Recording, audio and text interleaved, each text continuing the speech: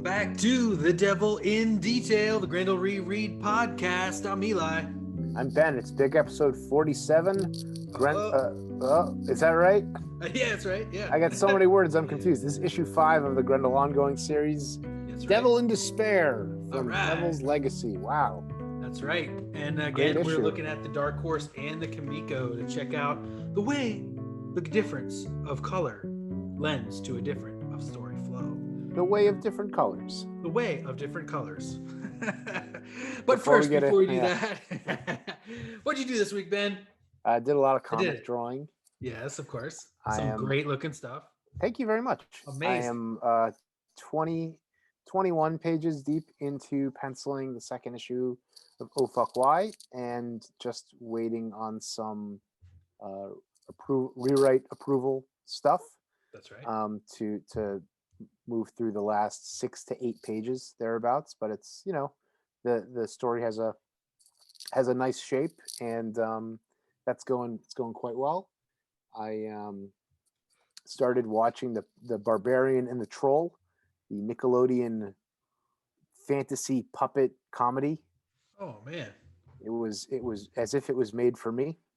Yeah, you love it. It was just like everything I ever wanted is in this show. Wow, so, I gotta watch it.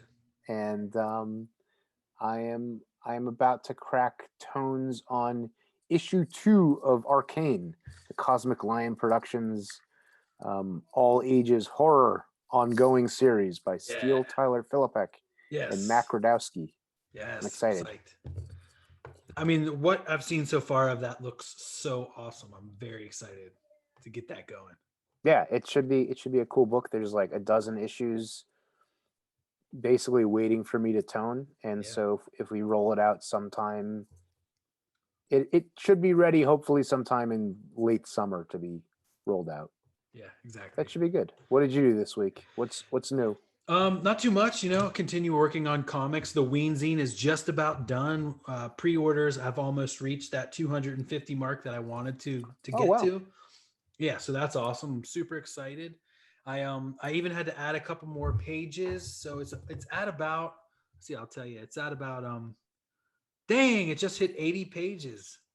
It's that thing of like you have to add 1 or 2 pages, and then you have that, and that makes you have to add 4 pages because you you got to hit the spread. Got to hit that spread. So yeah, now 80 pages, which makes it the biggest Ween zine ever, possibly the last one ever, but I'm not positive on that. But it's good that if it is the last one, it goes off, huge.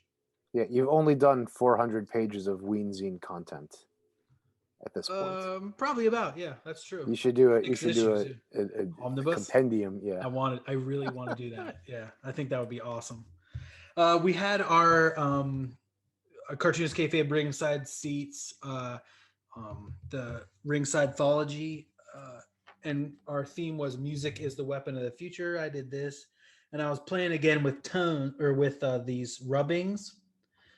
This cool. This one being like my cart over here. This one being actually the inside of the micron container, the little very cool. And this one being the drum symbol over there again. But what it drove me to, and what I wanted to show you is, I was thinking like they've got to have like rubbing plates that you can get, and oh yes, they very much do. Super cool. So I got these op art like rubbing plates. There's all these different textures that I can get now. So cool. Yeah, so it's almost like a duo shade kind of duotone type of thing, but then I feel like it combines like the Prismacolor of matte that I like with like the textures of like the duotone paper from like Turtle. So I'm thinking if I can really find a way to like get that going, even if it's like I rub one out of these on a piece of paper and then scan it and use it for digital textures in that way, still I think would look really cool. So the ones you showed me, did you apply by hand onto the paper you were drawing on? I did, yeah. Holy shit. Yeah. I did not expect that. Yeah, I just used a very precise. Just rubbed it, yeah. Yeah. So that's I thought they came out really cool. Yeah, that's cool. I think that the interesting thing is that like the pattern is set, but you have control over the amount of pressure that you apply. Yep, and where So it shows and kind of like which yeah. part of it, like especially even just this one, this front one that shows, there's that square, there's the different circles, and like, Mhm. where am I going to apply that to the little part, the And little so panel? is there a parallel line one? Not on this one. I got a second pack that's multiple. That's like an illusion one, and so that's kind of like got more of like this type of stuff. Oh, cool. So then that one's got some of the lines, but I didn't get Super one cool. that's just straight like duotone. Yeah. And I practiced a little bit with it, just kind of drawing some stuff, kind of like different ways. You can use it as like like an explosion of Mhm. emotion, or you can kind of use it like Cable would use it as like time shift by one or whatever, or like Magneto's power or something, Or Yeah, that's pretty cool. I think that yeah, doing it up and then scanning it will give you lots of options, because if oh you man, if you multiply two of them, then you'll start getting crazy, yeah. Ooh, yeah, like just shift the angle a little bit. Like that's how the duo shade yeah, exactly. Like just and operates. flip one reverse or something. Yeah, Super cool, man. yeah. So Well, I'm excited with that. And yeah, just reading more comics as always. I got this Generation X trade that's got like the Phalanx Covenant and the first 7 issues of Gen X that I've been digging into. Just love it. that's a lot of fun. Yeah, Are the Generation Next Age of Apocalypse issues in there? not in that one. Not in that one. Oh, those are the Like good ones. I mean, I bet I have the full run of Gen X from like when I was a kid in my old boxes in there. I love that stuff, man. And the Gen Next. And then me and Manus are going to be on. Is this the book you're talking about? Well, that's what we're talking. Yeah, Happens that's to be right in front of me. Love those books, man. Why? Yeah. And all the Chris Bichello stuff and all the Joe Madureira stuff and the Phalanx Covenant. God, I love that. You and Manus are going to be the Kings in Black for Previews World. That's right. Yeah, I'm super excited about Ooh, that. the Diamond Kings, baby. Woo! We actually did our King in Black final episode for Can I Flip It last night that I'm gonna set to be coming out right as we're done that, so we can be like, yeah, Tune War Channel, our brand new episode just dropped right now. So Was it awesome? Is Donny Cates the truth? Is he the future? I mean, if I may spoil a little something here, For in me, one or for whose benefit? Anyway, spoiler alert coming. Yeah, for your benefit. I know you're gonna read it.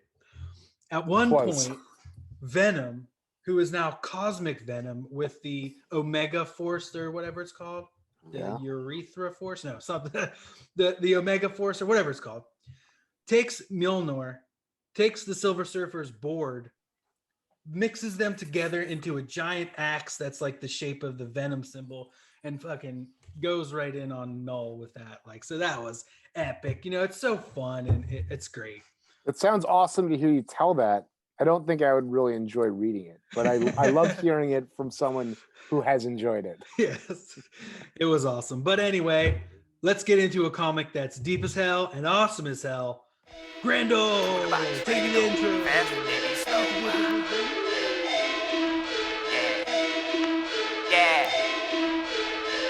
Vivat Grendel. It's like the devil is my best friend. Hunter Rose with the pen to the fork end, or till time end. Like Orion, Jupiter, my kin, bloodline private. We control the whole shit. The wolf won't beef, then we feast off the rip. Behold the devil in detail.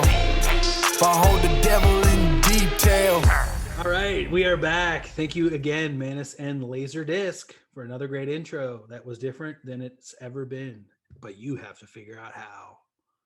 All right, so we are in to The Devil in Despair. There's 2 great covers for this really book. great. Matt's cover from 20 years ago is great, and the Pander's Christine in the phone booth is one of my favorite covers of the whole series, I think. Yeah, it's really, really cool and vibrant and, packed with action. And we're in like Funky Town, as you would say, and like, Yeah.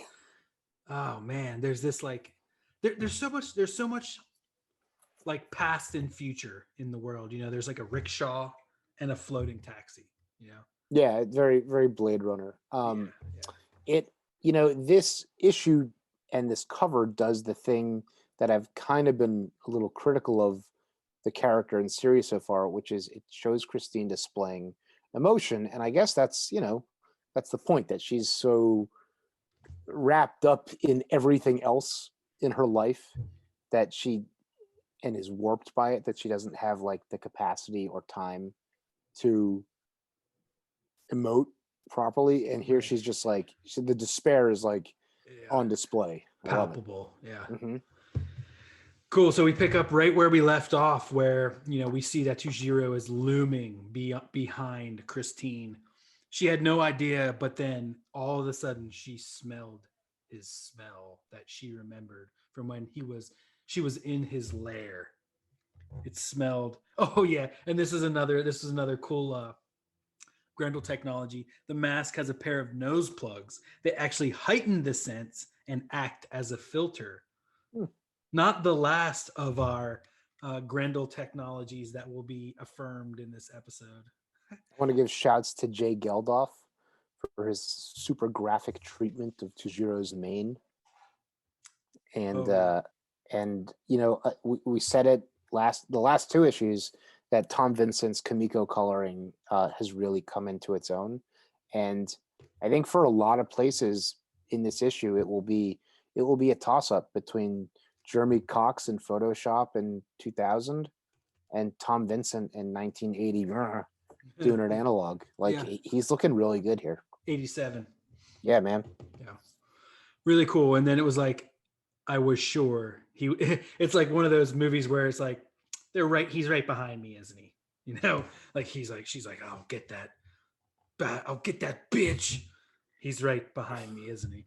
Now I do like, as you're saying, Tom Vincent's coloring in the eyes, in the Grendel eyes. Mm-hmm. And it's so cool. It's like and the gloves are looking amazing. Right. And the yellow shine is almost completely removed from the Dark Horse. There's a lot more there's a lot of good analog mood work in here. Yeah, it's really cool. Well done, fellas. Yeah. I mean, and I think they both they both do it a little bit in their own ways. Sure.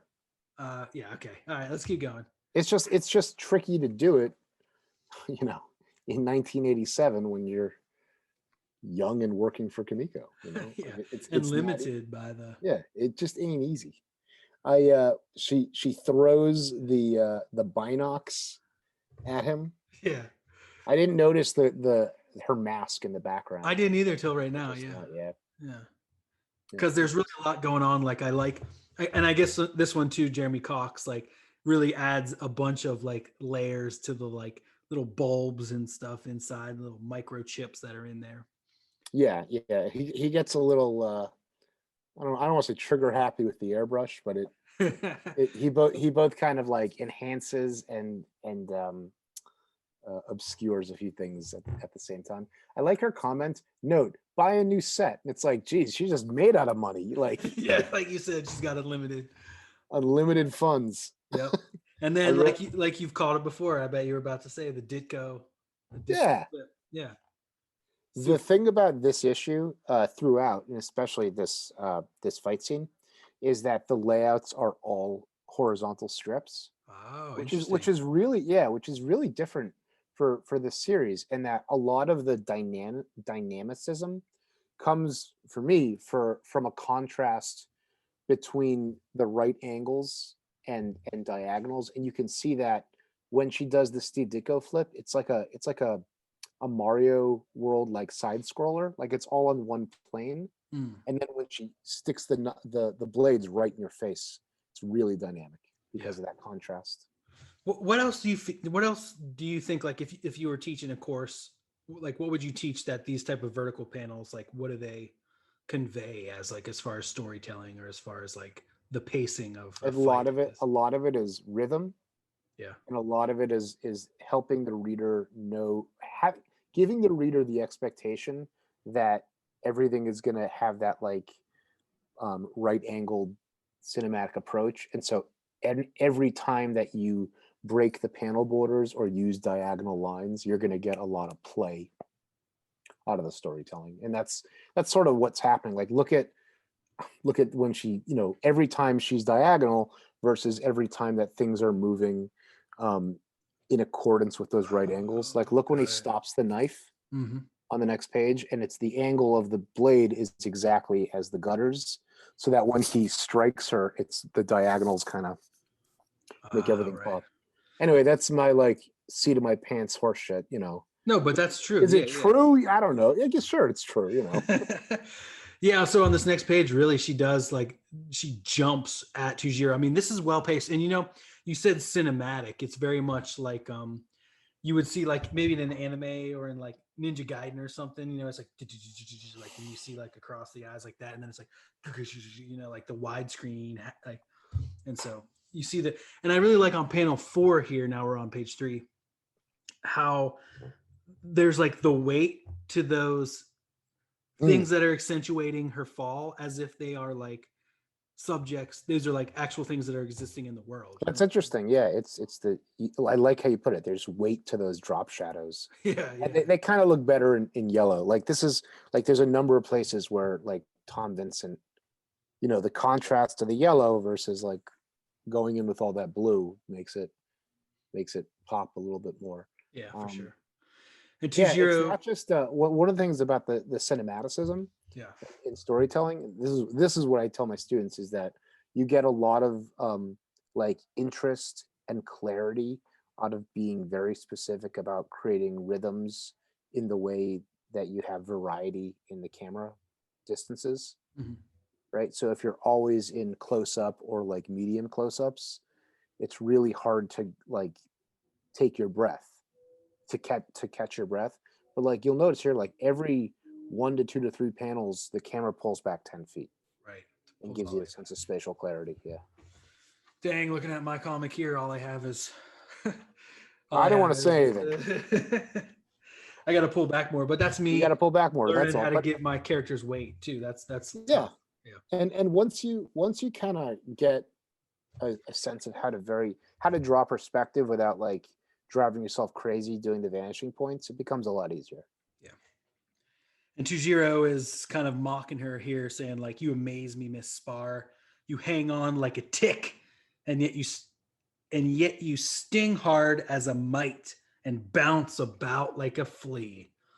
So yeah, she has really only this like kendo training, in which she says is like only like close up, but man, he smashes her, like, which makes her lungs burn, and she falls on her shoulders that are already taxed, and it's like it's taking a hit. She's Kendo lucky. is the one where you wear all that equipment, and it's like dueling. You have the bamboo sword. Oh, okay, yeah. So it's like, I think she says like it's only good for frontal. It's like it's not like ninja. Right. Who has it's not being an assassin. Yeah. But it does kind of explain how she's able to like wield the fork with any type of, Sure. Yeah. So the next page, she's like, man, enough on this one-on-one. Let's have some fire. So she lights up the fork, goes behind her into this dumpster, sets this dumpster on fire, and then throws it over at him, and he's like, eh. But it's not the fire that hurts him. As she climbs up this one of the classic New York City water, what are they called? Towers, yeah. Yeah, water towers on the top of the roof. A mainstay in many Teenage Mutant Ninja Turtle books, obviously. Absolutely. What's this look Tujiro gives at the bottom of page 4? He's like, he's a little, well, all his looks are a little crazy. He just looks crazy. This is this page where the second panel where she strikes the roof dumpster is just like really, really nicely composed. And I think like I can see what Jeremy Cox is doing with the airbrush to get the fire to have that brightness. But like Tom Vincent kills it here. He like the way that he like, look at her.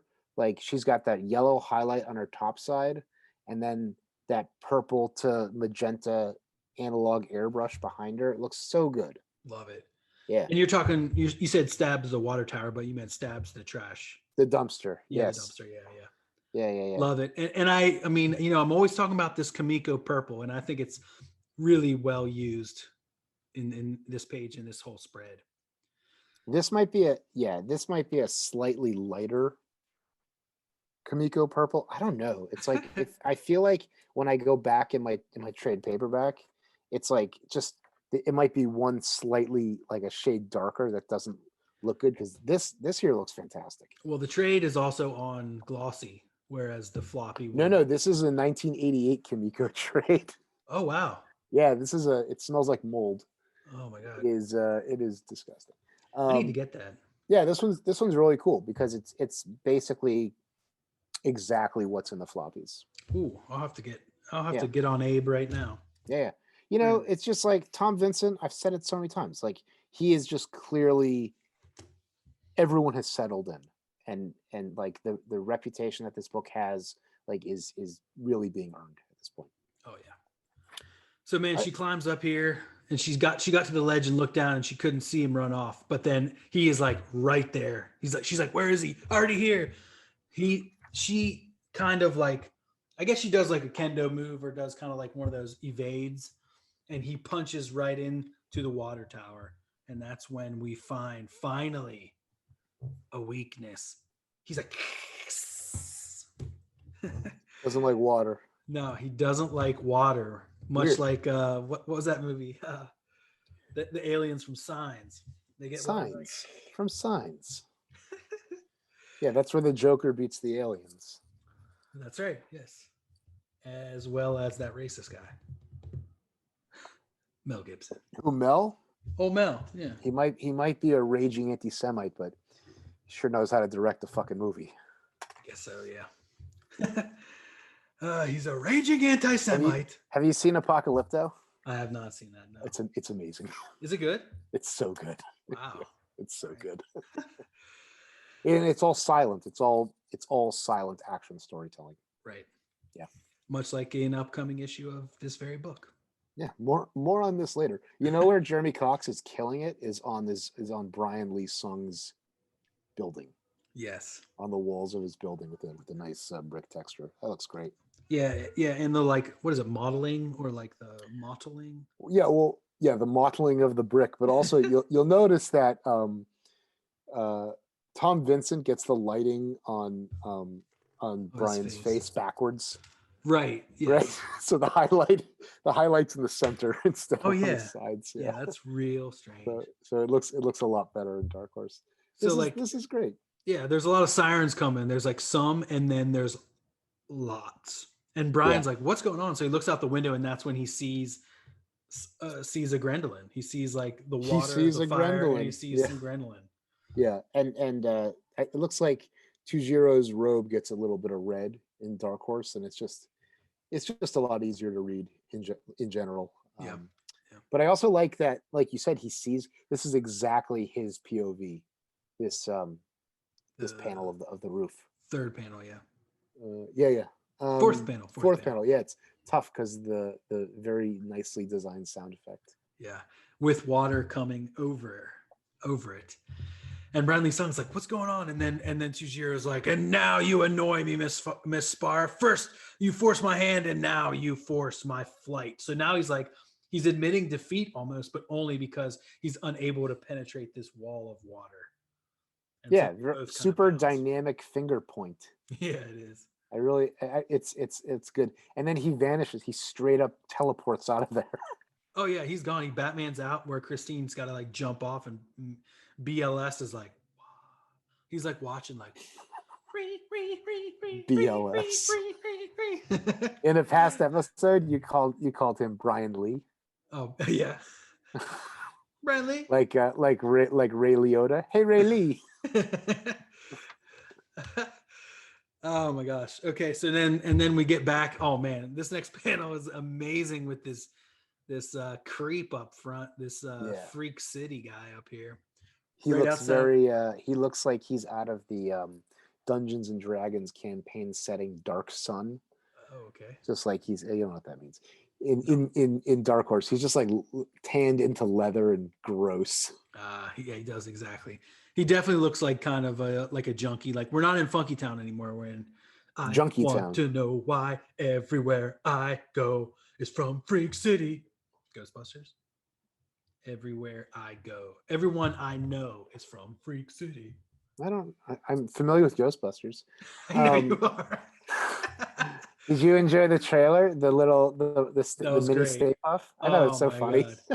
Well, it's almost like, the best the best part is when the one Stewart pulls himself. It's so vicious. Oh my god! I was telling Misha about it. And she's like, she never watches trailers either, but she's like, I gotta see that. I heard that people didn't like it. I was just filled with joy feelings. Dude, absolutely. Come on. If you don't you got a problem. I thought it was great. They were like, oh, they're trying to capitalize on Mini Yoda or whatever. Or Hell yeah, Yoda. they are. It's like, no, it's like that this movie was made before that was even came out. That's anyway, right, baby. All right, so we come in here and she just took another shower. And also she's in the world's worst motel room. She went from like a 3-star to like a 5-star, and then now down to a 0.5-star. Yeah, well, it's the vacancy is just permanently written on the glass. Oh yeah, it's not even a sign. It's just like, yeah, obviously there's rooms here. Yeah. Jeremy Cox does a great job putting a lot of character into this establishing scene. For sure. And into the interior, yeah. And you know, Brian Lee's phone flies over to him and he's like, hello, what do you want? Ghostbusters again. And then not interested. Yeah. No, and she's like, oh hey, it's Christine. She's kind of feeling out, and she's like, I'm fine. He's like, oh, how was your night, Christine? Mine was like, let me tell you how freaking crazy it was. And then on the next page, oh, it's really like, yeah, okay. He's like, they say the new Grendel was out and about, huh? Have you heard about him? She's like, shit. The restrained, down-to-earth layouts of this issue with this 8-panel grid up top is just like, this is what I want out of this franchise. Yeah. Is like super direct, like Scott McCloud style. Like we can just like settle in and let the acting and camera and dialogue do what they need to do. Do you see the coloring change that was made between the two editions? Are you talking about the no prize at the end, the last panel? Is there a no prize? Is there like an empty word balloon or something? Well, in the Dark Horse, they colored her towel the color of the wall. They colored her the color of her wall and the color of her boobie. Oh yeah. That is. I did not notice that. You do deserve a no prize. No, in Tom Vincent just like fills her mouth with tongue the entire in all these panels. All these like things that are clearly teeth. Oh yeah. Are pink. Oh, that's right. But the towel and the wall is and the bosom is crazy. Yeah, that's interesting. And the rat, it's so gross. There's a rat. Oh my god, yeah. Well, okay, so we skipped over panel 9 where Brian Lee Sung baps away the floaty phone and continues to watch this TV with legs. It's a AT-AT yeah. TV. Hey, we got a new subscriber while we're filming this. Achel Abelaron subscribed. Thanks for your subscription, Achel Abelaron. Thanks for joining the party. All right, sweet. A new reader said he was addicted this week. So oh my god, that was awesome. That could only be good. Yeah. Shout outs to viewer number 35. Thank you so much. You know what else is really cool in that final panel? First of all, again, Jeremy Cox's like atmosphere and mood and the texture and the color and just like everything he's bringing to it is really cool. But the shape of the shadow, it's a shadow out of Keith Haring's Funky Town. Look at the beautiful triangles. He puts in the window. No, of that Christine is casting on the wall. Right. Yeah. It's very, very like geometric and menacing and all that. Yeah. Looks great. Love it. Yes, he does put buildings on the wall. Okay, cool. So finally we get to the titular phone scene. Oh my gosh. Right. Exactly. Where she calls Ginny. Man, she's in front of this super futuristic building, flying cars. And it's a phone booth with a pagoda roof. Right. Okay. Yeah. I just noticed that too. What could be more Blade Runner? She calls Ginny, who is in her nightgown, sans makeup, so I don't have to call that out this time. Yeah, it's And, funny. Ginny's hair is really she's had better hairdos than this She's got going a to bed. Jersey And Shore blowout going on. Yeah, it's very weird because like she's got I mean, Ginny, what I realized is that Ginny will follow through into the devil inside. And so I'm excited for this character to I'm excited for more of this character. Right. I forgot about that. Yeah. And I did hear from Bernie Moreau today. He's happy to answer a couple questions for us to read upon the cast for that. So all right. Great. Shout out to Bernie. Anyway, as this shout outs to Bernie. As always. So as this conversation goes on, Christine just gets crazier and crazier. Mm-hmm. She cries until her eyeliner runs. Finally, some emotion.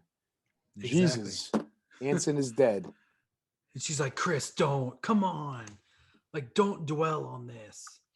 Now, losing a child, I can only imagine is God, it must be the worst thing that could ever happen to you. To this type of lunacy. Well, I know, sadly, I know two people to which it has happened. And it takes about a year to become a person in any capacity again. Right. Like it's fucking crazy. So I feel like, the fact that like Christine just like 5 days later, like flies out to the West Coast to like start a life as like fulfill her destiny as a ninja assassin.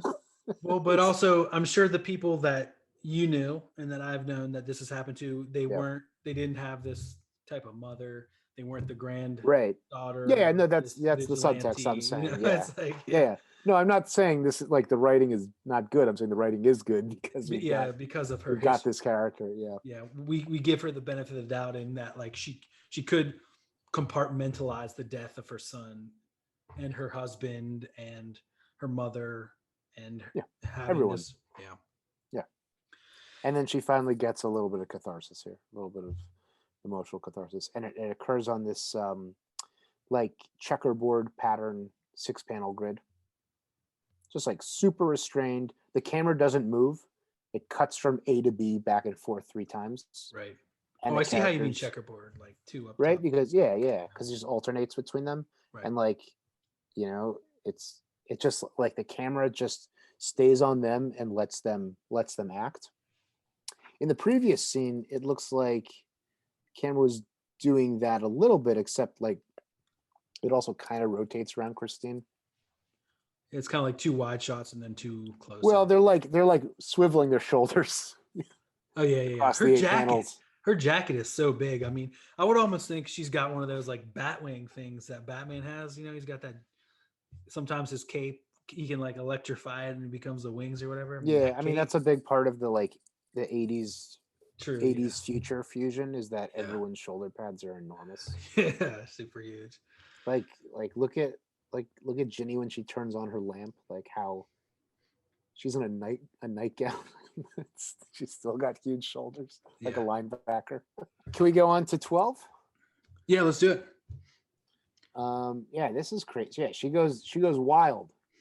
Look at the crazy eyes in panel 1 as her hand breaks the border. And she's like, Ginny like puts the phone down for a second, like, damn, dude. Yeah, she's how much of this have I got to just sit and take? Ginny's like, shit, bro. Yeah. Ginny offers to fly out there, pick her up, and just like if we get you back to New York, just settle down.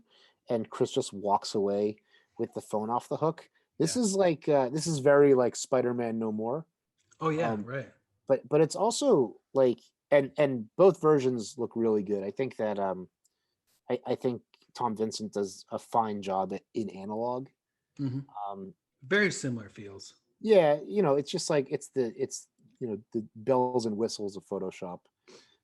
But I think that this is like emotionally the most powerful panel of this story so far. So far, yeah, for sure. Yeah, really, really, really good stuff. Yeah. And then I feel like this next scene serves to kind of just like show her like alone in the city, wrought with like that is reeling from the events that she did something that everyone is into now, but yet she's still so alone because of it as well.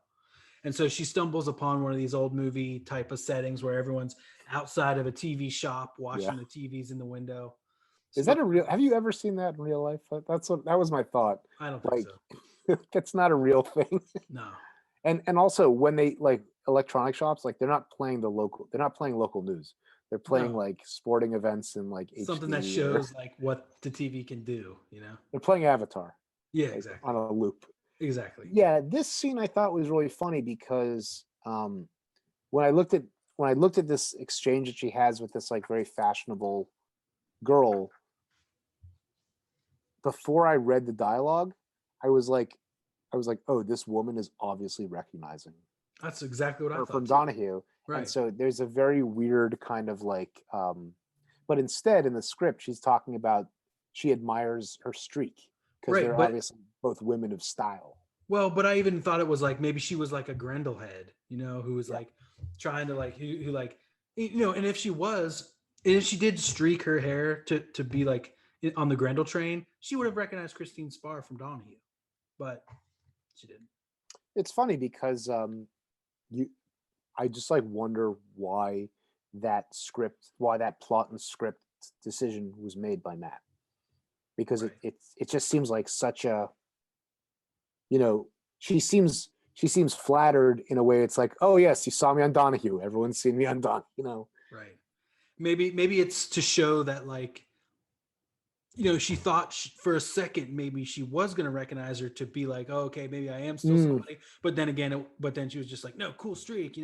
We both must be like fans of Christine Spar or something, or of Grendel. Yeah, Christine's voiceover is interesting here. She says, is Grendel already a sick fad? It is, in the end, these types who have driven me to where I am. Tujiro may be my opponent, but he's not my enemy. Your opponents whom you fight, your enemies who fights you. Right. And she's talking about the police. Oh, you went to the next page here. I did go to the next page because I wasn't really super interested in the content of the newscast. It's just like it's like a recap. Yeah, which we already saw kind of, yeah. Yeah. And I was much more interested in this woman who's like visually so similar, and then the woman sets her off on this train of thought about like who she is and who she's become, and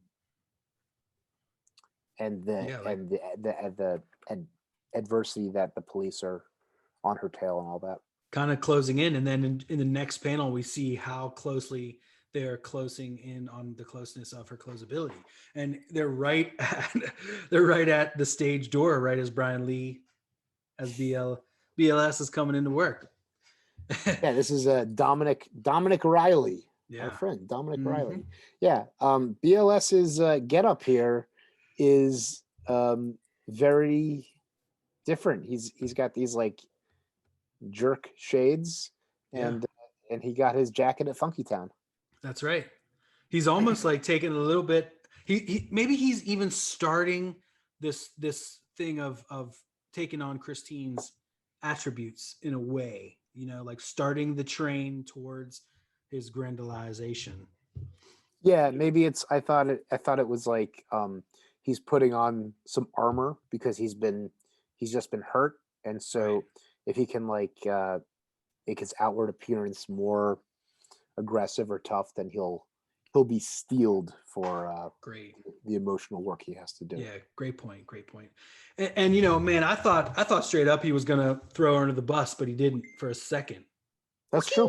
Yeah, like so, he asked her, sorry, what's his name again? Dominic Riley. Yeah, Dominic Riley is like, have you seen Grendel's stepdaughter recently? Like, oh, we know she's been out here, and he's just like, I don't know, man. She came here one day looking for an interview with Tujiro. Couldn't happen. Hadn't seen her since. Can I get in here? I love this. The curtain is really quite a bitch about time. That's a good line. Oh, what's crazy? What is in panel 3 on page 13, on page 15? Mm-hmm. Dominic has an empty word balloon. So I am now reading it for the first time. But she didn't mention where she was staying. Oh, I don't see the empty word balloon. In Maybe. Kimiko, in the one in the panel where Brian checks his watch, Dominic's Dominic's balloon is empty. Oh, I don't see that in either of mine. You See got it for in your yourself. floppy? See, it's in my trade. Oh wow, interesting. Crazy, crazy. Hand letter that, but she didn't Yeah, mention hand where letter. she was staying. That's interesting, dude. I wonder if that was just for the trade there. So weird. I actually did that in one of my Monkey Lion books. Luckily, it was like in a point where there was like a lot of exposition, possibly unneeded exposition. It could have been appropriate. I did it on purpose. The printer was like, "Yeah, dude, that's way too much exposition. Cut this." So he's kind of like, you didn't see anything weird across the street last night. He's kind of yelling that into the hotel or into the theater, and he's like, "A fire, Larry, Catherine, get the shit together, robot." All right, so then we continue on, and we kind of see the show happening from side of the stage. It would be I would be interested to see the show. I mean, it's definitely like it's not all Tujiro's. It's the Fan Gong show. Falun Gong. The Falun Gong No. anti-communist ballet. Jeremy Cox does a great job in this very small, extra wide, establishing sliver of a panel. Yeah, it really does. He looks great. And they didn't redo the as far as Mhm. what is it? Marquee Marquee, Gate. yeah. Yeah, Marquee stays the same this time for all those following along on Marquee Gate. So yeah, then we see this really cool. Okay, so this is really cool how we see side of the stage, and we see like Christine's looming shadow. Right, that's what that is. Is it her head and her collar? It's so like Keith Haring abstracted that it's sort of hard to read, but you get the idea. Right. And she's kind of thinking about Brian. She's talking to him. He does completely realize that performances are not always pretty and horror not always obscene. You like these color holds that old Jeremy Cox did here. I do like his color holds. I think that this face particularly and Tom Vincent looks really good. I find those doing like vertical lines for the shoulder or for the cheekbone. I mean, Mhm. It either works or it doesn't. It's not easy to pull off that. And the panders do so much with these squiggly lines and stuff. It's really cool. Yeah, You gotta wonder too. It looks very good. Because you see Tujiro, he's a vampire. He's crazy. He's doing all the stuff, but yet Yeah. he does every show. Right. He still also, performs every night. Also, he can hypnotize and teleport, and he does not sense that Christine is. Dude, that's because he's performance. When he's in performance mode. I think that's cool. I mean, he still does. This is a villain who still goes out every night and performs the show. Yeah. To sold out audiences. This drawing of Christine pleading with him, please, Brian. She looks like crazy, like Cable or something. She does look like Cable. Her torso is so big, it's huge. Crazy. I mean, she really has those like football pads underneath it. Like this is like an insane panel. Yeah. Oh, and interesting between Kimiko and Dark Horse. The Kimiko, the curtains are all purple, whereas here it's kind of like she's casting a purple shadow. Maybe it's like the lights. It's like the spotlights are casting like purple. But there's more modeling for sure. Yeah, for sure. Modeling, yeah. Yeah. Modeling, not MOTTE. Right, that's something else. Right. That's what was on the walls earlier. Speaking of on the walls, the makeup rooms, like the posters, cockeyed posters, are really funny. Love it. Yeah. The Marx Brothers, Broadway, Cats, and Casablanca. So funny. That would have been a perfect place to add in like one future thing. Like that's something that Star Trek. I must have said this before, but it's always something Star Trek does. They're like, oh man, it's one of the great musical performances, like Mozart or The Doors or Green Block from Seven City Alpha.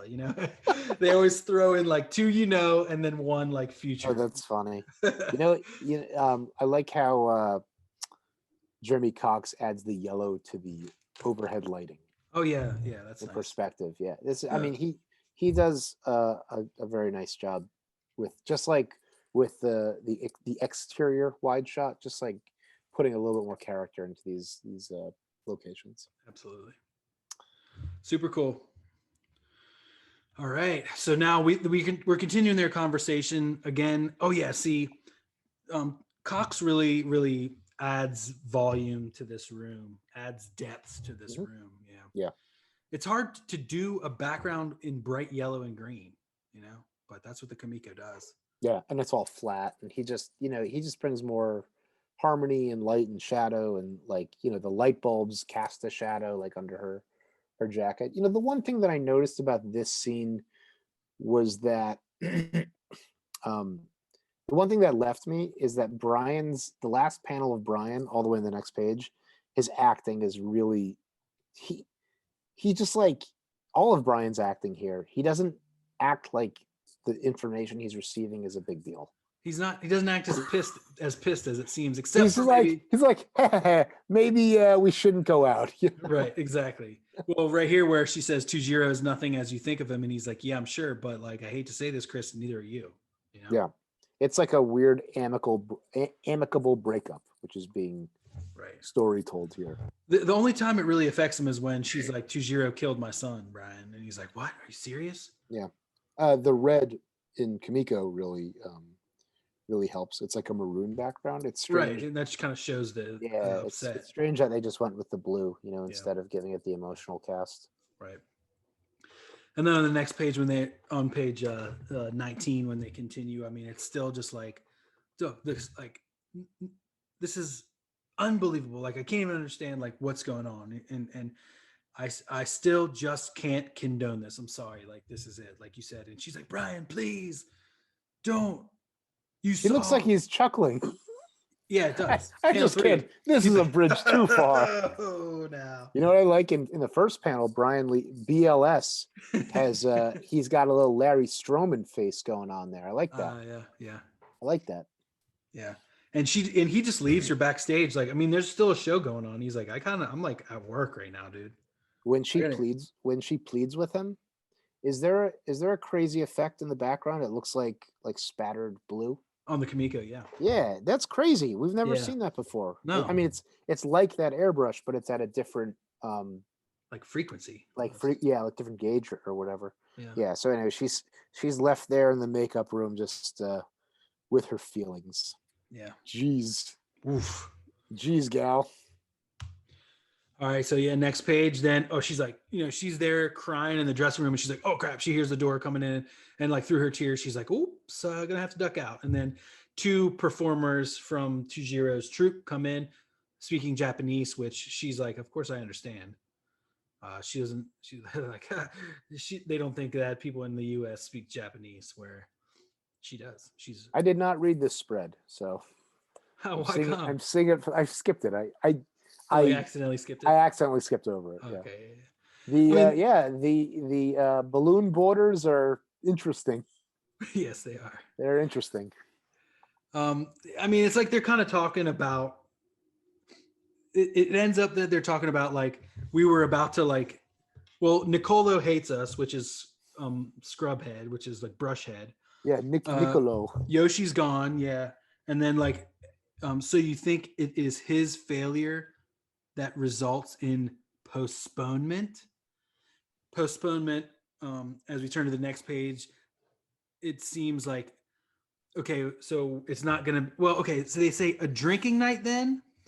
Like, so instead of drinking like the blood of Brian Lee Sung, they're gonna be drinking just like some booze instead. Come, this movement is beginning to close our queue. They were waiting to receive Brian, but delivery was delayed. Yeah. So they're in on it. I was trying to piece that together as you read it, but I was not following it completely. All right, great. So they're all criminals. Right. So she still kind of got a part of it, and she's like, now, like, are they vampires too? I mean, it kind of must be like the whole troop is like, maybe Tujiro was the prime, was like patient X or whatever, and then he just kind of spread it out throughout his people, and now they tour around.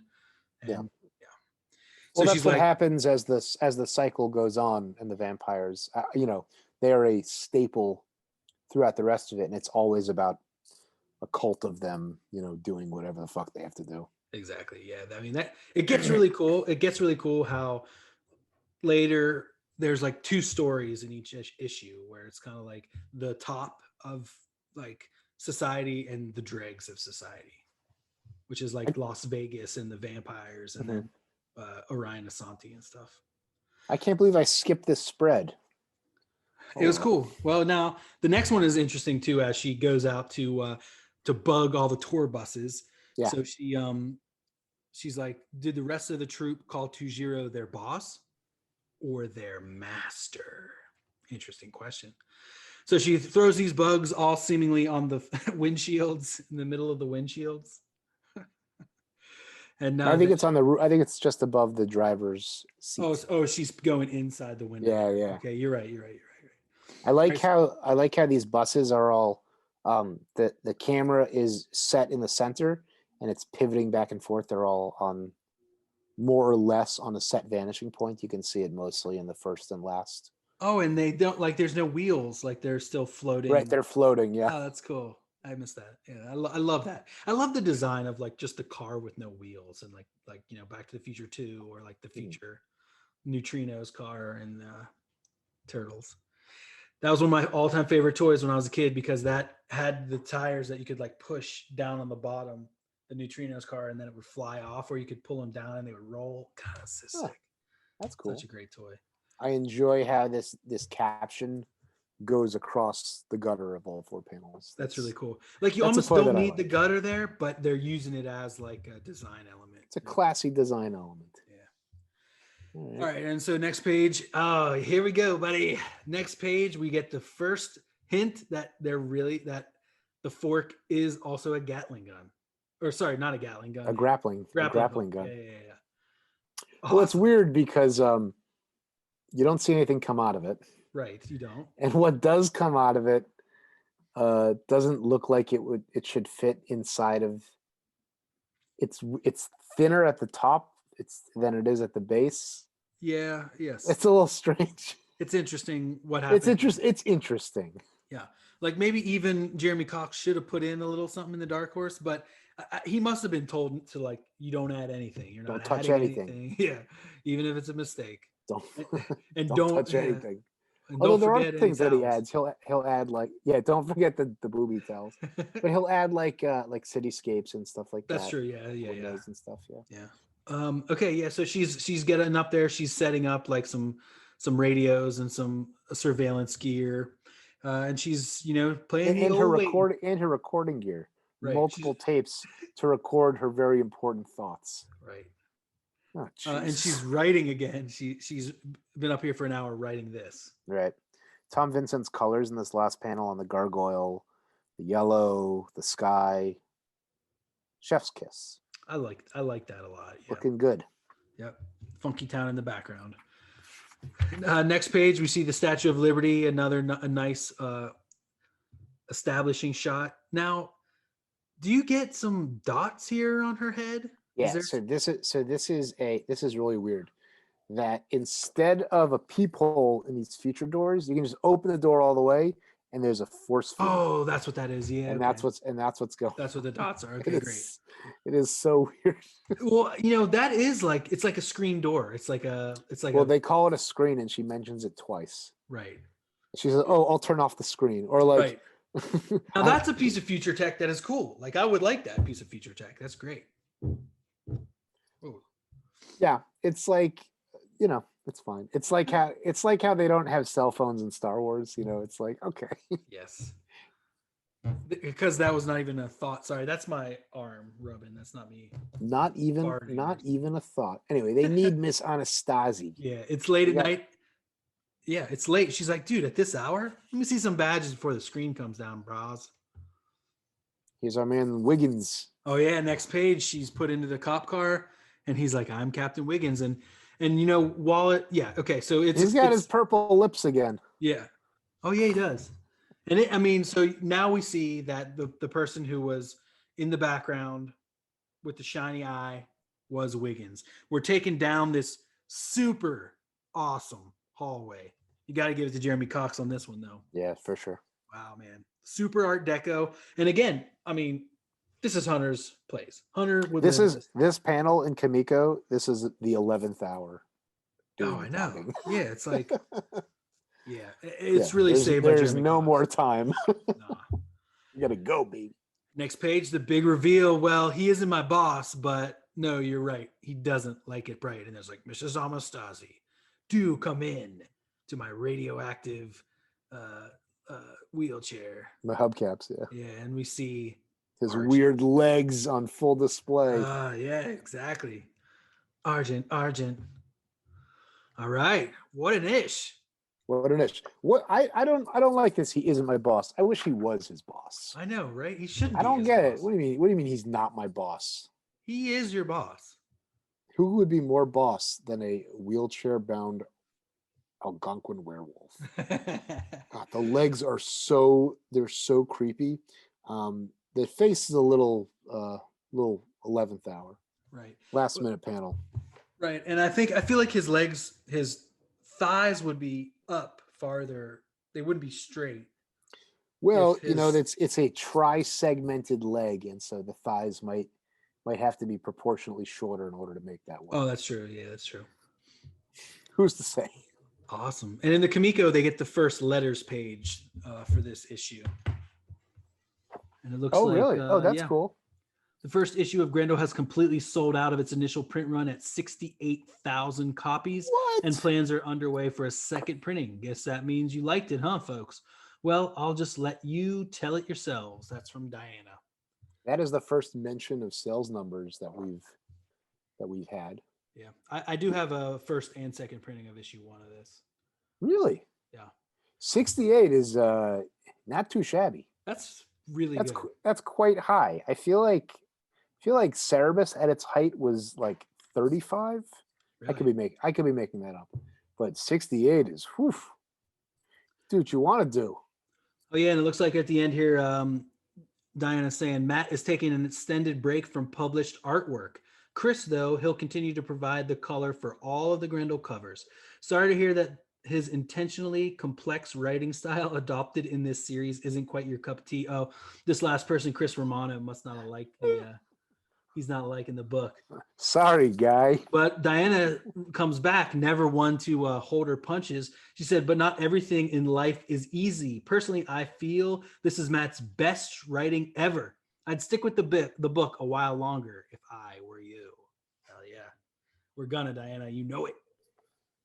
Awesome. Yeah, well, it certainly had some coming into its own, but 5 issues in, it is hitting on the cylinders, baby. Well, too, now that we get Wiggins and we got Argent kind of like in the game, it's stepping up considerably for next week. For sure. For sure. Awesome. So Cool, dude. All right, Ben. Until next week, vivat to Grendel and keep on Grendlin.